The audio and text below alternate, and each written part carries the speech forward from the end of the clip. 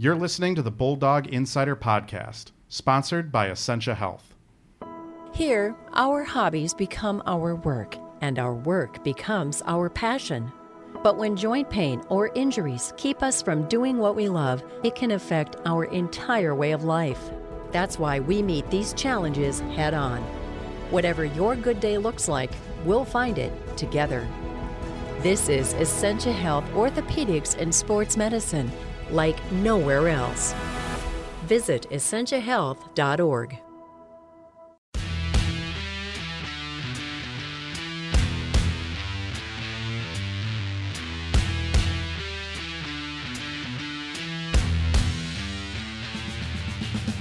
Hello and welcome to the Bulldog Insider podcast, brought to you by Essentia Health. I'm Matt Wellens, the Bulldogs hockey beat writer at the Duluth News Tribune and the Rink Live. And I'm Zach Schneider, the television voice of UMD hockey on My9 Sports. Joining us this week on the podcast, we're kind of a theme here, I guess, back-to-back episodes. We had 1/3 of the line last week. We had Gabby Hughes was on the podcast last week. Anna Klein was on it at the start of the season. But we're stoked to finally get her on the podcast. A player that could make Zach and I into double-digit point scorers. And I want to emphasize point scorers, probably not goal scorers, but I think she could get Zach and I to double-digit points. She's a Patty Kazmaier Memorial Award winner, a 3-time All-American, and a 5th-year wing for the Minnesota Duluth Bulldogs. Welcome to the podcast, Elizabeth Giguere. Thanks for joining us, Jiggy. Hi, thanks to you guys. And I was joking before we started recording. She goes by Jiggy, but in true hockey fashion, her teammates and coach have already shortened her nickname to Jig, from Jiggy to Jig, which I found funny the other day on talking to Maura. There's so much, Jiggy, we could say about you as a player. We mentioned the awards. You're up to 270 career points now and 157 career games. But the one thing that's really always stood out to me here, watching you play for the Bulldogs the last 4 months, is how much fun you look like you are having on the ice every time you are out there, whether it's watching you on TV or at Amsoil Arena. You always have a smile on your face. Where does this positivity and your attitude towards the game come from? And how do you feel it impacts you when you're out there? I really do think that every time I have fun out there, I play my best hockey. So I've always said that. Now it's my 5th year, like you mentioned, and I really noticed that when I just let loose and just have fun and just basically almost make jokes sometimes and just like laugh with my line mates, especially. It helps me out a lot. So I just love the game. I mean, I get this extra year this year, so I'm just making the best of it, and I think it's going pretty well right now, and I'm really just having fun with my line mates right now. Going pretty well might be a bit of an understatement there, but have you always had this attitude and approach to the game of hockey, or is this something that you developed over time? Yeah, I think I've always really had that approach because I always feel very stressed before games and stuff like that. But once I'm on the ice, it's like kind of my escape, if I would like put it that way. It's more like I'm just there to have fun, and there's nothing else that matters right now. So. Is that the attitude? Is that the personality of this team? You've only been here a short time, so to speak, but this season, it seems like the team itself, and even the coaching staff, is maybe a little bit better on their A game when you see the smiles, and it feels like maybe when things tense up a little bit is when you need to remind yourself to get back to who this team is. It feels like when you play Wisconsin, Minnesota, Ohio State, we still see the team play the same way. Yeah, no, I agree. I think so. I think when everyone has fun and everyone's cheering on the bench, or coaches making some jokes sometimes, or players just like having fun and be happy for each other, that's when we play our best games. And I do think that we did it against Minnesota a couple times. Wisco, even, we haven't won against them yet, but like it's just fun games. So you just go in there, you know that it's going to be a tough hockey game, but at the same time you can have fun. So I think that the team does play better when we just all have fun together. I won't ask you to compare the UMD coaching staff to Clarkson's, because that wouldn't be necessarily fair, but talk about Maura Kroll and her staff with Laura Bellamy and Laura Schuler.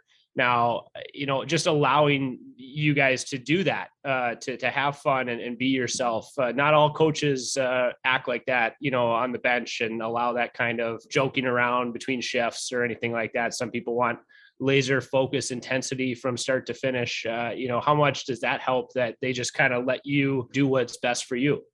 Yeah, I mean, they are amazing, all three of them. And I just think that they love the game so much. And of course, if like something's not going right or they don't think that the effort is there or something like that, they will tell you, which is good too. It's the complete opposite. It's like they can have fun, but they can also be very tough on you, which makes us better in the end. So I think that the balance that they add to how much fun and how loose and how the effort and stuff like that is really, really good. And like I said, they love the game so much and they understand everything and they help you with everything that you need. So I think they're really, really nice people and good hockey coaches. So together it makes a great mix. So You said you like making jokes out on their ice. Are you a chirper out there at all? Or do you keep those jokes in between teammates? No, I just laugh usually. But half the time, I'm not kidding when I say like half the time, I don't even know what they say to me.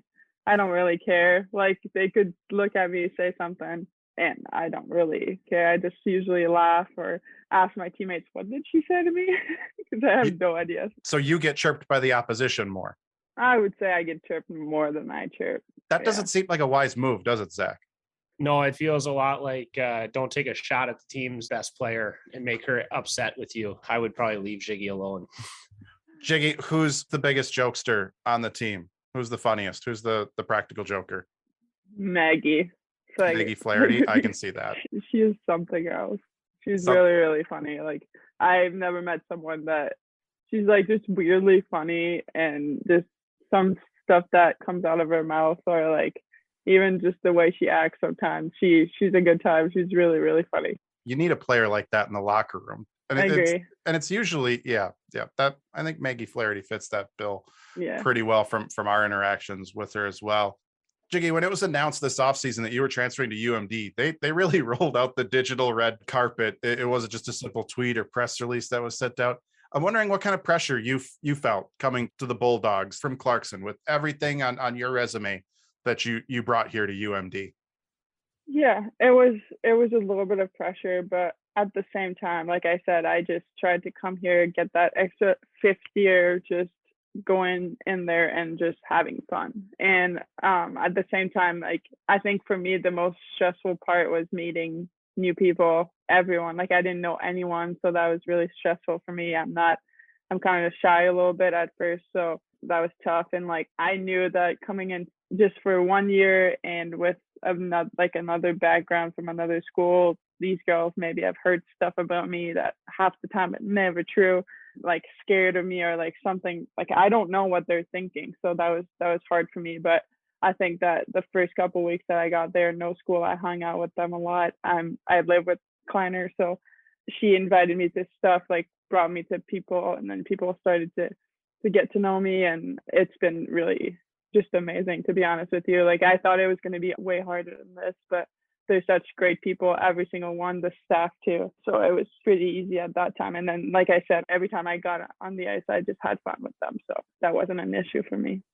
Kleiner was stoked that someone was coming in and she found a roommate. If I remember, we ended last season on the podcast. She didn't know who she'd be living with this season. Can you take us kind of through that process of transferring? What was it like to be re-recruited all over again?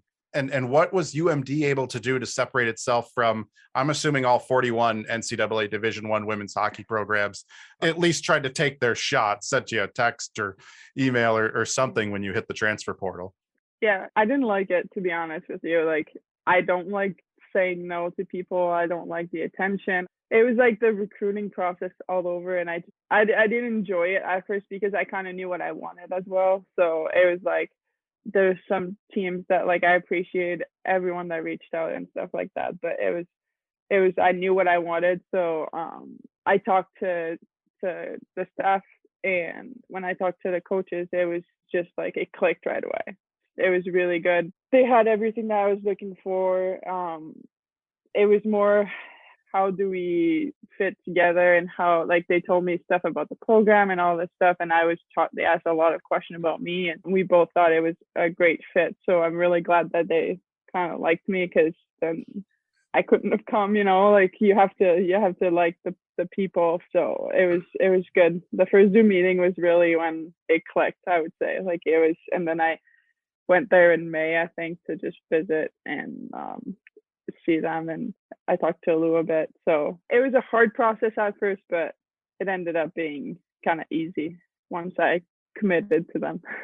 You were in a unique position among college hockey players. I mean, not just with the transfer portal and the free year with the virus that a lot of players were able to take advantage of, but you're a former Patty Kazmaier winner. You're a former national champion with Clarkson. And as much as maybe you don't want to say it, we know that every single program would have opened their doors to you. I mean, some players have to go where they're wanted, right? Every single program would have said yes to Elizabeth Giguere. So when you came in then and you got practicing with the team, I mean, once you start playing hockey, is that just normal again? Or did it take a few weeks to maybe not be seen as the savior for this season, somebody to come in and score 75 points and, automatically win the title for UMD?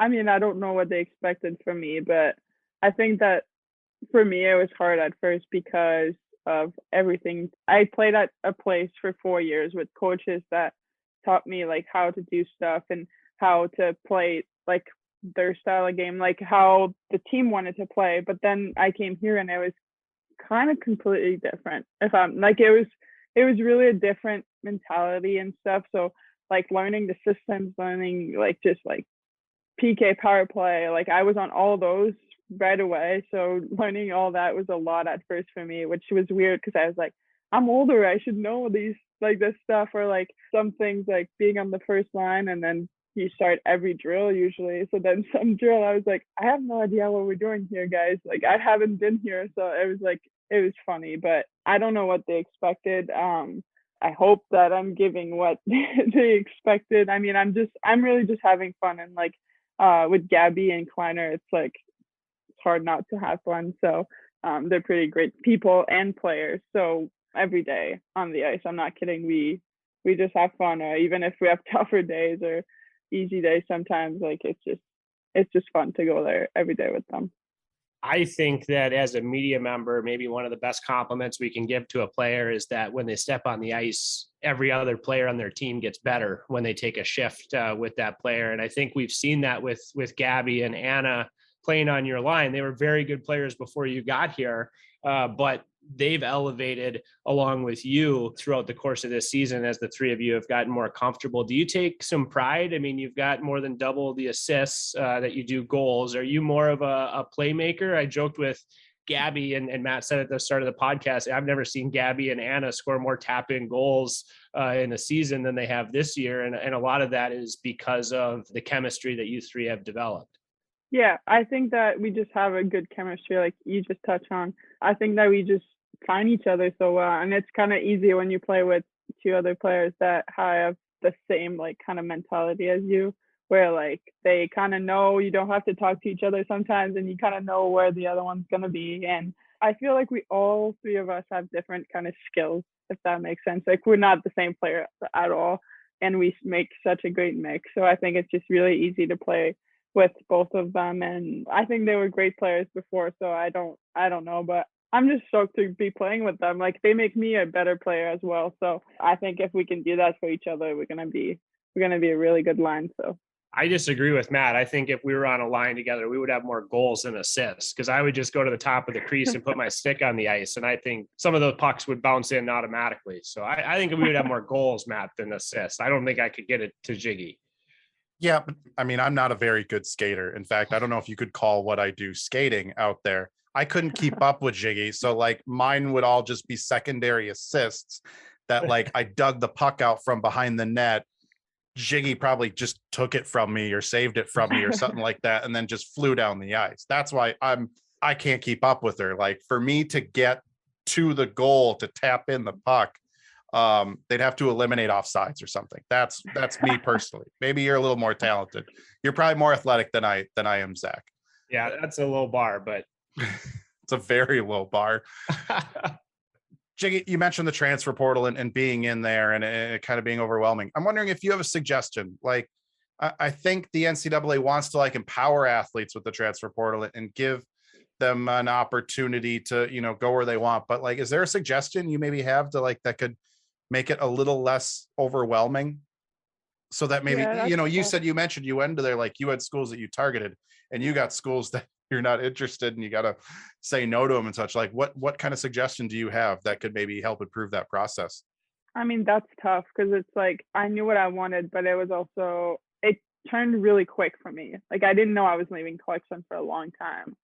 And I feel like every single person is in a different situation where like some people maybe have had just a freshman year where they did not play, they didn't like where they went, and they're not like nobody knows who they are really yet because they haven't gotten the chance to play. So that's where like you want all the teams reaching out, or you want to know.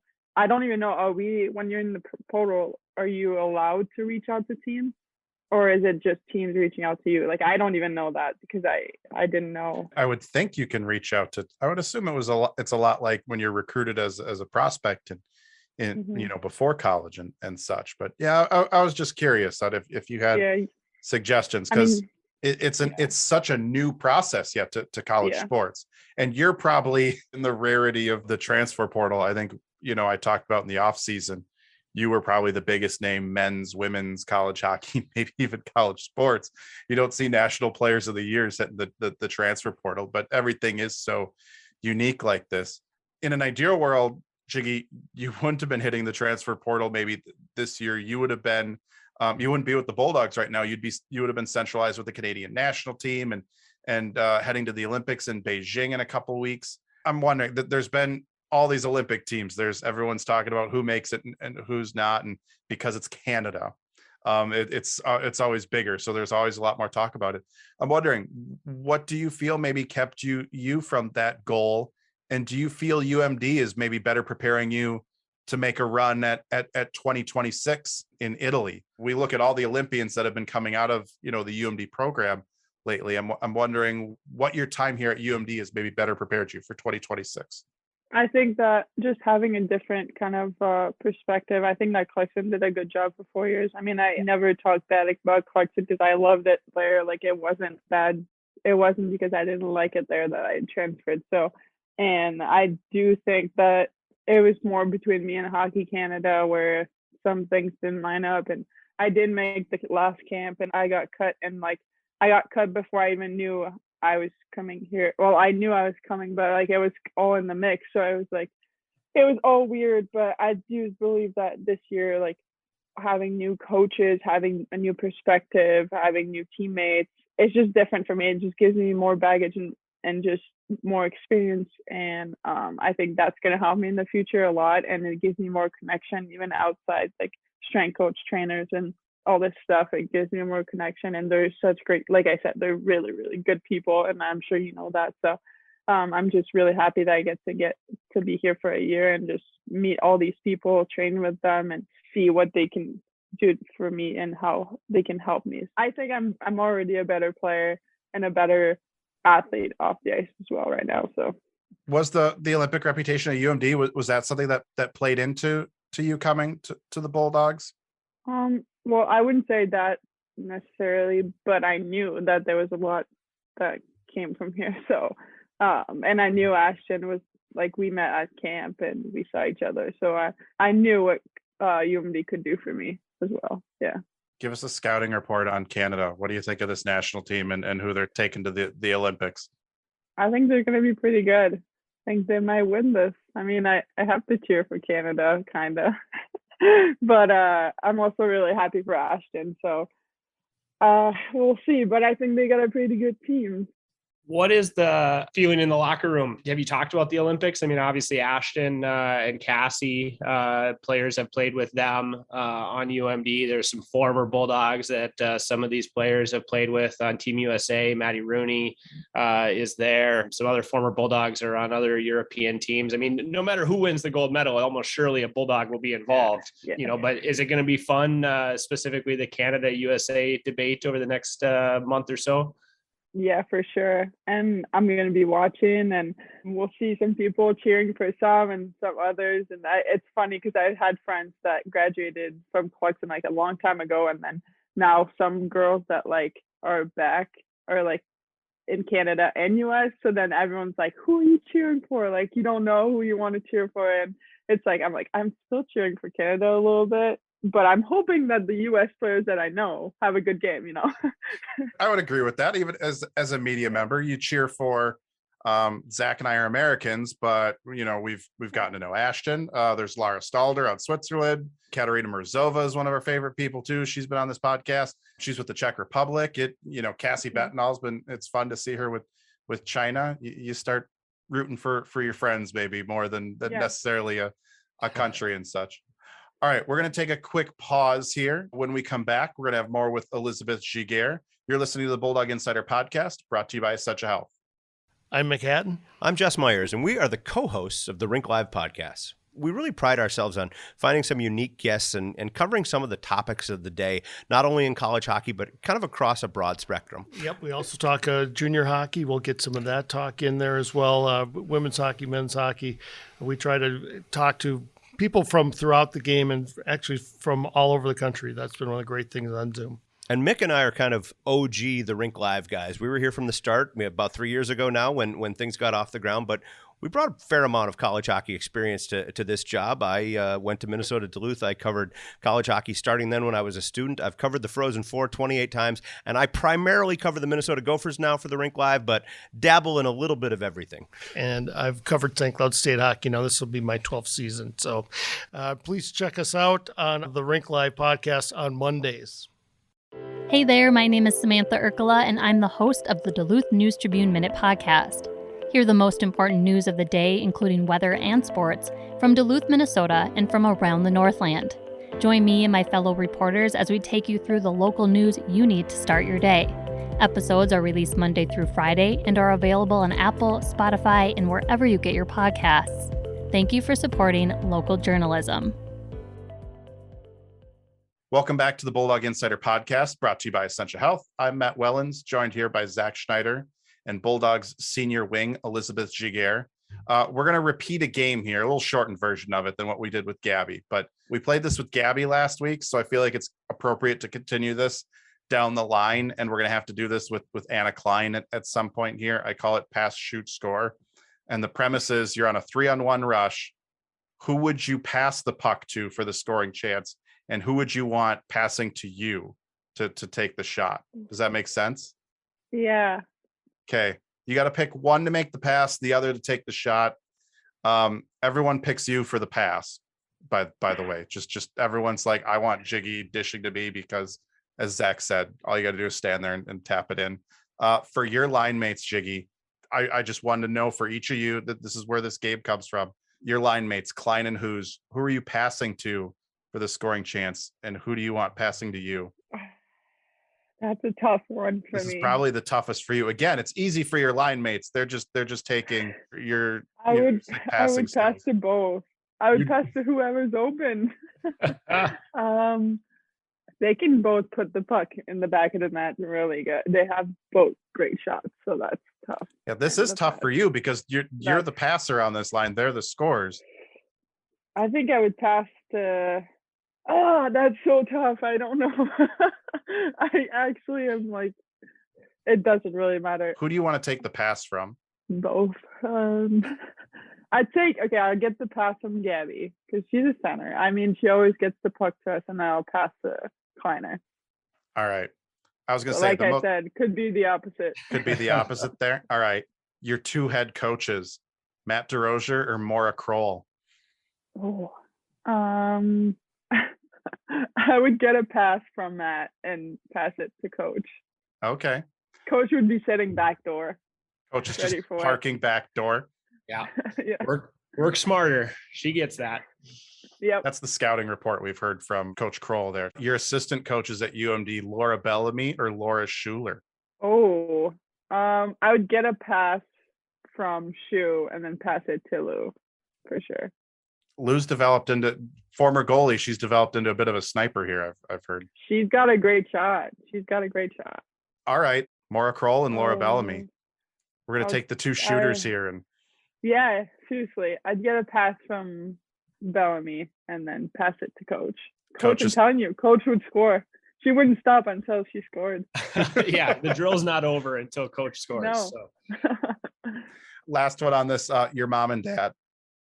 I'd get a pass from my dad and then pass it to my mom to score. Pass My it to your dad mom. has great hands. Yeah. Okay. Great hands. And we should premise your dad is not the former NHL No. goaler, Jean-Sebastian Same Giguere. name. Yep, same name, but no, not the same person. Does he get asked that a lot? Do you get asked that a lot? Yeah, every single year. Every single year, I do. Does your dad at any point just say, "Oh yeah, that's me. I'm the goalie"? Yeah. Sometimes he gets like still to this day, he has fans that thinks it's him, or like he has like happy when it's the real one's birthday, he gets happy birthdays and he just laughs. He's like, it's not me. Somebody wrote about it because when at the beginning of the season, when I saw his name on the roster, I went and looked that up, and somebody inserted that into an article. That's how prevalent Yep. it was when they were writing about you and your family somewhere way back when. Yeah, someone said like the daughter of Jean-Sebastian Giguere, the goalie, and I'm like, it's not me, but sure, he can take the spotlight. I'm just gonna start throwing it in there, just to pump your dad's tires. All right, some quick hits here. This one might not be a quick hit. I got to ask this because I'm a Wisconsin guy, not from Northwest Wisconsin, but from the other side of the state. How does a girl who grew up in Quebec, who went to college in Potsdam, New York, meet a boy from Hayward, Wisconsin? It's a girl, but that's okay. Oh, girl, And sorry, my fault. It's okay. And it's from Minneapolis my freshman year when I played and I won the championship. When we won with Clarkson, it was like mutual friends, and then she was going to school in Minneapolis. So Wow, you won a national championship and met your fiance in the same place. Yeah, I think it had something to do with it too. I think she thought I was cool. I'm kidding, but yeah, no, we had mutual friends then, and then started talking from there. But yeah, it's kind of weird, but that's how it happened. That's a movie right there. That's Freshman year. Yep. that's a love story right there. That's cool. Yep. All right, I had to figure out like that was the immediate tie when someone said she was going. You didn't just pick Duluth because it's closer to her, right? No. Okay. No. Okay. And yeah. there was no way I was going to Wisconsin or the U. My biggest thing was small school. So Duluth is like the smallest one and then good hockey team. And I have been here a couple times because she's from Hayward. So I had been here a couple times like downtown and stuff. And it's so beautiful. I mean, so it was pretty easy. I think it's safe to say she picked you because you were the cool player on the ice that day. Thank you. Definitely. I'll tell her that. Man, that's impressive. Win a national championship, meet the girl of your dreams all in one weekend. Yep. You do it all, Jiggy. All right. Because you played out east, you guys obviously dealt with these more than we do out in the west. Midweek games, yay or nay? Yeah. Yay? Yeah. You're a fan of the midweek games? It's fun because you get to play more. Okay. And it's not just practice all week, 2 games, then practice all week. It's like, but I hated the traveling that same day.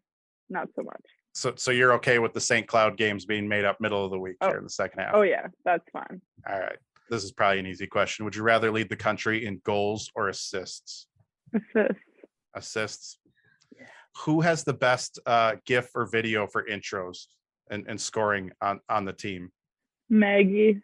Or I like Kleiners this year. The cake eater? Pretty funny. Yeah. Yeah. But yeah. Maggie's head with the big thing is pretty funny too. Yeah. My 3-year-old Jack was at the game on Saturday and just cracked up to Anna Klein taking a cake to the face when she scored. Are you well versed in Minnesota high school rivalries and all that now, Jiggy? I mean, Kleiner's from Edina, right? So I hear some stuff about that, how they're the best team all the time or something. So that's all I hear. I don't really know much about that. You just think it's funny because she shoves cake in her face. Yeah, because she's a cake eater, I guess. I didn't know what that meant either, so it took me a while. Jack's 3 and he doesn't understand the cake eater reference yet either, and he's thought it was funny too. So it's funny. Well thought out of by Kleiner. Did you know that like the intro videos that yours is well thought out, the old lady shtick there?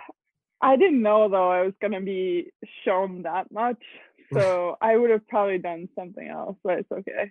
People think it's funny, like, kind of, because I am old, so whatever. All right, last one. Who's the top contender on this team for the Patty Kaz this year? Is it you or Gabby Hughes? Gabby. Gabby? She's been having a great season. I hope she keeps going. You're telling the voters right away, just all in on Gabby. Yes, go ahead. But I think that what we want the most is the national championship. So both will come together. There you go. All right, Jiggy, thank you so much for joining us this week on the podcast. You got a tight schedule there with classes and stuff. We appreciate you making the time for us. Thank you guys for having me. It was fun. Thanks. Thanks, Jiggy. This was fun. Yep. This was fun. I appreciate it. Thanks for the time. It was really fun. Thanks to Elizabeth again for joining us on the podcast this week. Both Bulldog teams are on the road. The men are at Omaha. The women are at Ohio State, or at least we should say everyone is scheduled to be on the road. Women are scheduled at Ohio State, men at Omaha. Zach, what does the TV schedule look like this weekend for Bulldog hockey?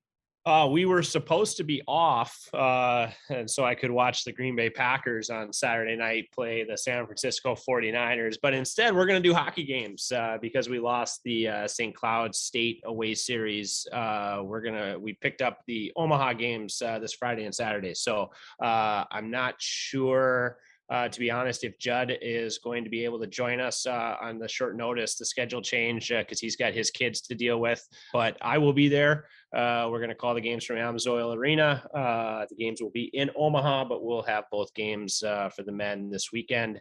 And I'm looking forward to that. So a little throwback to last season, calling games from hundreds of miles away. If Bruce and I can't watch the Packers, you can't watch the Packers. It's a small price to pay. It's going to be fun to do the hockey games.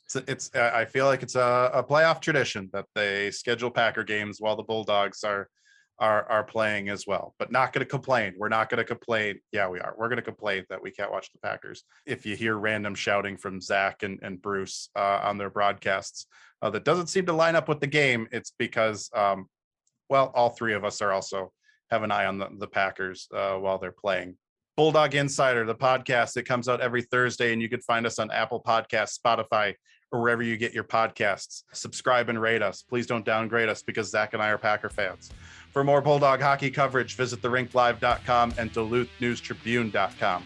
Thanks to our sponsor, Essentia Health, for their continued support of the Bulldog Insider podcast. We'll be back next week. Thanks for listening.